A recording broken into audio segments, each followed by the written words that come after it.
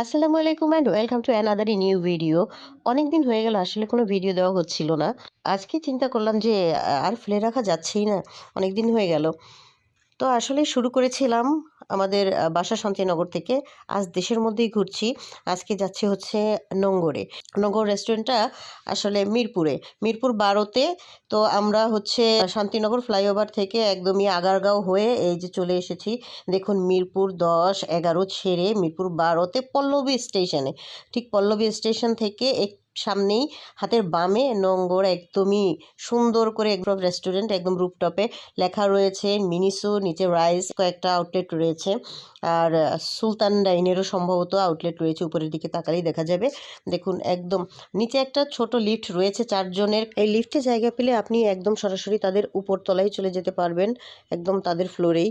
কিন্তু এখানে আসলে আপনার জায়গাই পাবেন না, 4 জন ক্যাপাসিটি। তো তো সবচেয়ে বেটার হয় যে একতলা হেঁটে গিয়ে আপনি খুব সুন্দর একটা জায়গায় এই লিফট রয়েছে, ক্যাপাসিটি অনেক বেশি, এটাও ওদের। আর প্রত্যেক জায়গাতেই ওদের নোঙ্গরের ইন্ডিকেটর একটা লোগো রয়েছে, খুব সহজেই সেটা দেখে দেখে তাদের ফ্লোরে চলে যাওয়া যায়। চলুন তাহলে আমরাও যাই।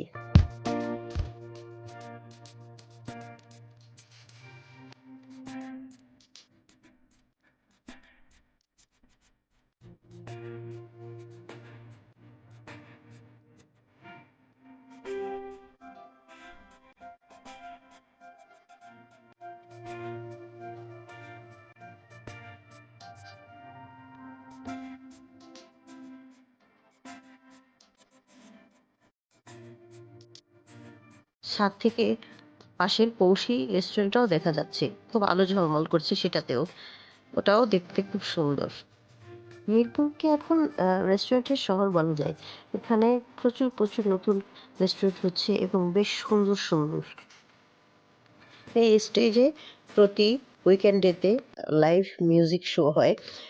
হয়তোবা ছোট কোনো দল, ছোট কোনো ব্যান্ড, যাই হোক, এখানে সেই শোটা আপনারা উপভোগ করতে পারবেন। প্রতিদিন হয় কিনা আমি জানি না।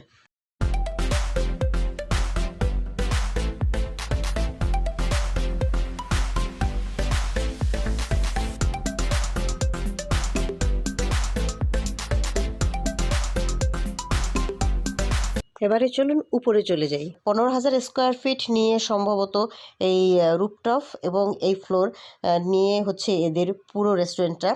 রেস্টুরেন্ট হিসেবে কিন্তু বেশ বড়, একেবারে ফটোজেনিক একটা রেস্টুরেন্ট। যারা ফটো তুলতে ভালোবাসেন তাদের জন্য অসাম একটা জায়গা।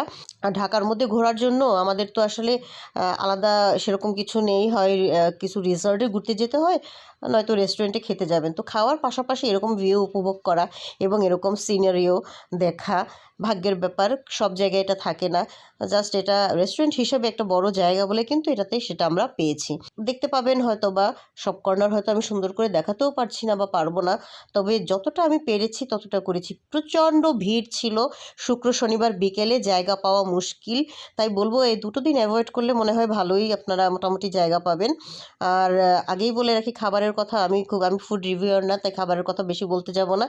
খাবারটা হয়তো আপনাদের মনের মতো ভালো লাগতে নাও পারে বা অ্যাভেলেবেল সব কিছু নাও থাকতে পারে, মানে সবসময় থাকে না, কারণ প্রচণ্ড রাশ থাকার কারণে সবসময় সব কিছু পাওয়া যায় না।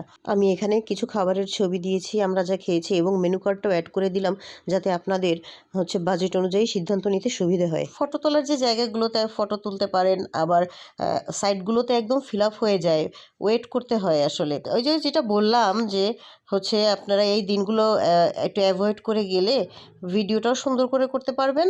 এখানে তো শুধু মানুষ আর মানুষ, আমি ভিডিও করতেও খুব অসুবিধা হয়, একটু আনইজি তো লাগেই আর কি। কিছুক্ষণ দাঁড়ানোর পরে রুফটপে জায়গা পাওয়ার পরেও আমরা এই নিচে হলরুমে চলে এসেছি। হলরুমটাও ভীষণ বড়, আর এখানে অনেক ক্যাপাসিটি দেখতেই পাচ্ছেন।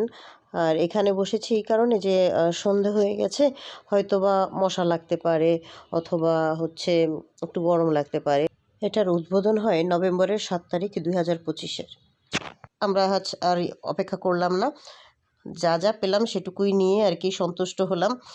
আর এই যে দেখতে পাচ্ছেন এখানে খুব সুন্দর একটা ভাইব ক্রিয়েট করা হয়েছে এই জায়গাগুলো। সত্যি করে বলতে গেলে যারা ফটো তুলতে ভালোবাসেন তাদের জন্য মানে খুবই সুন্দর একটা জায়গা। ভীষণ অ্যাস্থেটিকভাবে ভিতরটা সাজানো হয়েছে। এদের ভিতরের হলরুমটা অনেক অনেক বড়।